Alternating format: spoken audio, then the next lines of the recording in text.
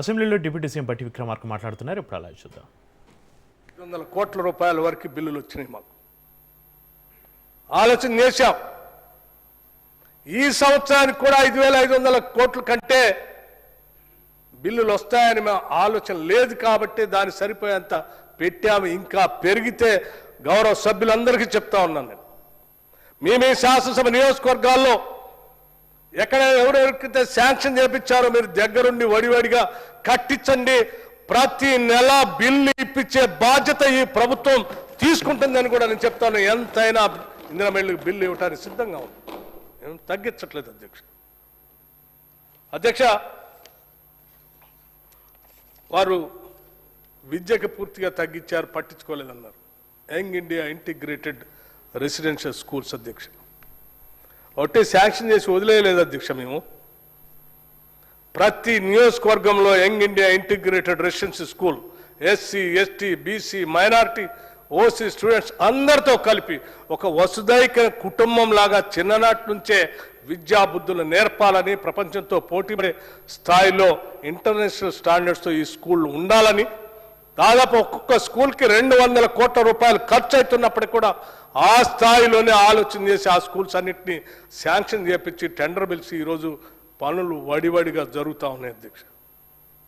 ప్రతి శాసనసభ నియోజకవర్గాన్ని శాంక్షన్ చేశాం. అదే కాకుండా ప్రతి శాసనసభ నియోజకవర్గంలో అదనంగా ఒక తెలంగాణ పబ్లిక్ స్కూల్ కూడా ఈ రాష్ట్ర బడ్జెట్లో, ఈ సంవత్సర బడ్జెట్లో పెట్టాం అధ్యక్ష. సంతోషిస్తారేమో అనుకున్నాం. చింపి చెవిలో పెట్టుకొని బయటికి వెళ్ళారు అధ్యక్ష. పిల్లల చదువు అంటే కూడా ఇష్టం లేదు అధ్యక్ష వీళ్ళకి.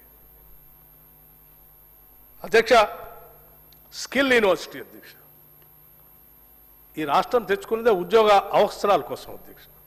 చదువుకున్నటువంటి వాళ్ళ స్కిల్స్ లేక ఉద్యోగ అవకాశాలు దొరకపోవటం వల్ల గ్లోబలైజేషన్ జరుగుతున్నటువంటి ఈ ప్రక్రియలో మన విద్యార్థులకు కూడా నాలెడ్జ్ ఉన్నా కానీ బేసిక్ స్కిల్స్ లేకపోతే వాళ్ళకి ప్రైవేట్ ఇండస్ట్రీలో ఉద్యోగ అవకాశాలు వచ్చే పరిస్థితులు ప్రపంచంలో ఉన్నటువంటి ఆ మల్టీనేషనల్ కంపెనీస్లో వచ్చేటట్టు లేదని రాష్ట్ర ముఖ్యమంత్రి గారు విద్యాశాఖను చూస్తూ ఉన్నారు. వారు ఆలోచన చేశారు. ఈ రాష్ట్రంలో ఒక స్కిల్ యూనివర్సిటీ ఉండాలని వారు ఒక స్కిల్ యూనివర్సిటీ తీసుకున్నారు అధ్యక్ష. కేవలం స్కిల్ యూనివర్సిటీ పెట్టడమే కాదు, ఈ రాష్ట్రంలో ఉన్న ప్రతి శాసనసభ నియోజకవర్గానికి ఒక అడ్వాన్స్ టెక్నాలజీ సెంటర్ని పెట్టి ప్రతి శాసనసభ నియోజకవర్గంలో అక్కడున్న నిరుద్యోగ యువత కోసం స్కిల్స్ నేర్పించి ఆ స్కిల్స్తో వాళ్ళందరికీ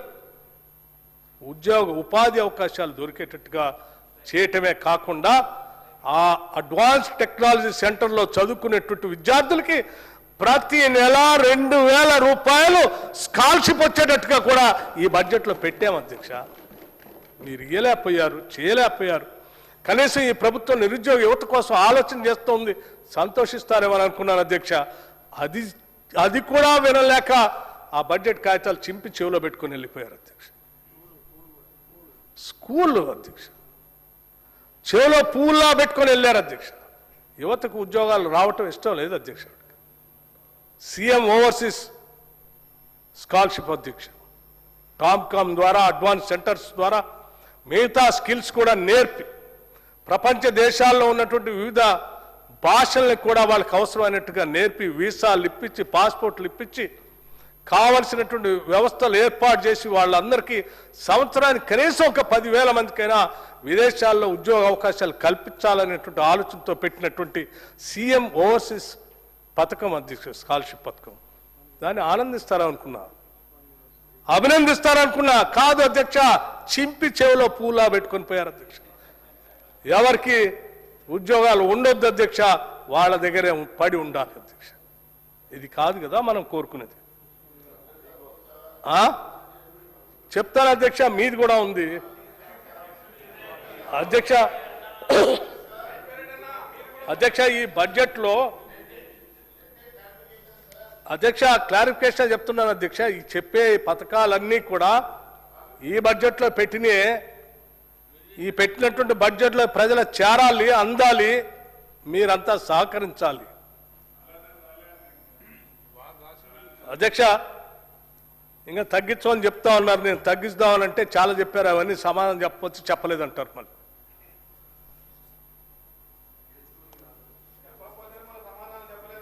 అదే కదా పర్ క్యాపిటా అదేదో తగ్గిందన్నారు అధ్యక్ష. వారు చాలా సంవత్సరాలు ఆర్థిక మంత్రిగా కూడా చేశారు. పర్ క్యాపిటా పెరుగుతూనే ఉంది, దీన్ని చూసి సంతోషించాలి. కానీ పర్ క్యాపిటా పెరిగితే కూడా బాధపడితే ఎట్లా అధ్యక్ష? అంటే రాష్ట్రంలో పౌరులకి ఆదాయం పెరిగితే కూడా చూసి తట్టుకోలేని పరిస్థితిలో ఉంటే ఎట్లా? దాన్ని కూడా చింపి చెవిలో పూలా పెట్టుకొని బయటికి పోతే ఎట్లా అధ్యక్ష? అధ్యక్ష జీడిపి అధ్యక్ష,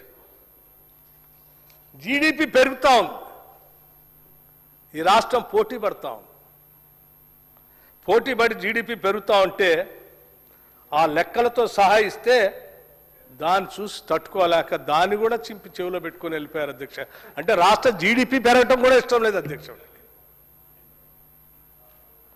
అధ్యక్ష ఏంటో మరి వీళ్ళ ఆలోచన. అధ్యక్ష అప్పులు రీపేమెంట్ గురించి మాట్లాడారు అధ్యక్ష.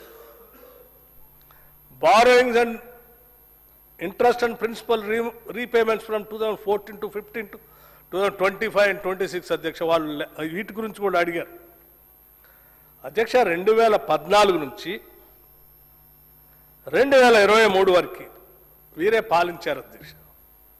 ఈ లెక్కలు మాత్రం చాలా స్పష్టంగా మీ ద్వారా రాష్ట్ర ప్రజలకి గౌరవ సభ్యులందరికీ చెప్పాలనుకుంటున్నాను అధ్యక్ష. రాష్ట్రంలో 2014-15లో కేవలం 5,580 కోట్లు మాత్రమే అధ్యక్ష. అప్పు బారోయింగ్స్ కేవలం 9,580 మాత్రమే అధ్యక్ష. ఈ అప్పులు పెరిగి పెరిగి పెరిగి పెరిగి ఈ రాష్ట్రం భారం మోయలేనంత స్థాయికి పెరిగింది అధ్యక్ష. పోనీ ఈ అప్పులు తీసుకొచ్చి ఏమైనా రాష్ట్ర ప్రయోజనాల కోసం క్యాపిటల్ డెవలప్మెంట్ కోసం ఖర్చు పెట్టారంటే ఆ పెట్టింది మేము పెట్టామని ఆ కాళేశ్వరం ఒకటి చూపించారు అధ్యక్ష. ఆ కాళేశ్వరం ఏమైపోయిందో మీరు చూశారు. కానీ తెచ్చిన అప్పులు మాత్రం ఈ లక్షల కోట్లు అప్పులు మాత్రం 10 సంవత్సరాల తర్వాత ఈ రాష్ట్ర ప్రభుత్వానికి గుదిబండలాగా తయారైపోయింది అధ్యక్ష. ఇది ఉరకనీయదు, సరిగా నడవనీయదు. మన తెలుసు గ్రామీణ ప్రాంతాల్లో వడివడిగా ఉరికేటువంటి పశువులకి గుదిబండేస్తారు అధ్యక్ష. రాష్ట్రం ముందుకు తీసుకొని పోవని ఉరకలు పెడతా ఉంటే ఈ అప్పులు గుదిబండలాగా మారు. అయినా కూడా రాష్ట్ర ప్రభుత్వం ప్రజల కోసం ఈ భారాన్ని మోస్తూనే స్ట్రీమ్లైన్ చేస్తూ